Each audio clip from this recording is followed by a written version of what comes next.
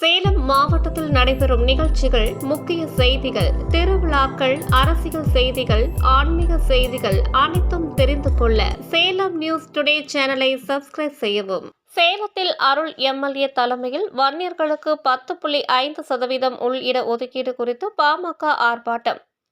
உச்சநீதிமன்றம் தீர்ப்பளித்து 1000வது நாள் ஆகியும் வன்னியர்களுக்கு உள் ஒதுக்கீடு சம்பந்தமாக 2024 டிசம்பர் 24ஆம் நாளுடன் 1000 நாட்கள் ஆகின்றன. உச்சநீதிமன்ற தீர்ப்பின் அடிப்படையில் வன்னியர்களுக்கு உள் இட ஒதுக்கீடு வழங்கப்படும் என்று வாக்குறுதி அளித்திருந்த முதலமைச்சர் மு.க.ஸ்டாலின் தற்பொழுது வன்னியர்களுக்கு இடஒதுக்கீடு வழங்க முடியாது என்று அறிவித்தது பெருந்துரோகம் என்று ஆர்ப்பாட்டத்தின் போது குற்றம் சாட்டப்பட்டது. அது மட்டுமில்லாமல் வன்னியர்களுக்கான உள் இட ஒதுக்கீடு தொடர்பாக தங்களது பல்வேறு கோரிக்கைகளை வலியுறுத்தி பதாகைகளை ஏந்தி ஆர்ப்பாட்டத்தில் ஈடுபட்டவர்கள் முழக்கங்களை எழுப்பினர். சேலத்தில் நடைபெற்ற போராட்டம் குறித்து சேலம் மாநகர் மாவட்ட செயலாளரும் சேலம் மேற்கு தொகுதி சட்டமன்ற உறுப்பினருமான அருள் ராமதாஸ் செய்தியாளர்களிடம் கூறுகையில், வன்னியர்களுக்கான 10.5% உள் இட ஒதுக்கீடு கிடைக்கும் வரை தங்களது போராட்டங்கள் பல்வேறு வடிவங்களில் தொடர்ந்து நடத்தப்படும் என்று எச்சரிக்கை விடுத்தார்.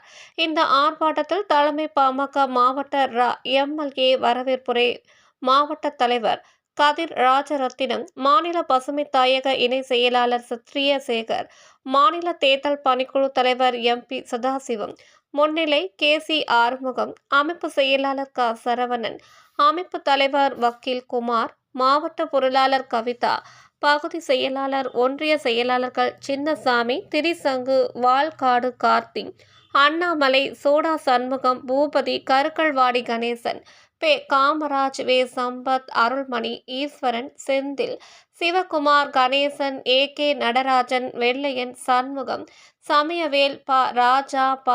அருள், மாவட்ட வன்னியர் சங்க தலைவர், மாவட்ட துணை செயலாளர் தங்கராஜ், ராஜமாணிக்கம், செவ்வை ரவி, வெள்ளி செல்வம், கலைவாணன், சின்னத்தம்பி, சிட்டி, வேல்முருகன், நா. சேகர், சிட்டி சாவடி கோவிந்தராஜ், முத்துநாயக்கன்பட்டி ராஜா, சுந்தர்ராஜன், ஜே. மா. சுமன், உ. சங்கர், பூக்கடை சுந்தரம், மகளிர் அணி பொறுப்பாளர்கள் தங்கம், கிருஷ்ணாம்பாள், சித்ரா, கதிரவன், இளைஞர் அணி செயலாளர் விஜயகுமார், மாணவர் அணி செயலாளர் ரஞ்சித் மற்றும் பகுதி கோட்ட நிர்வாகிகள் கலந்து கொண்டனர்.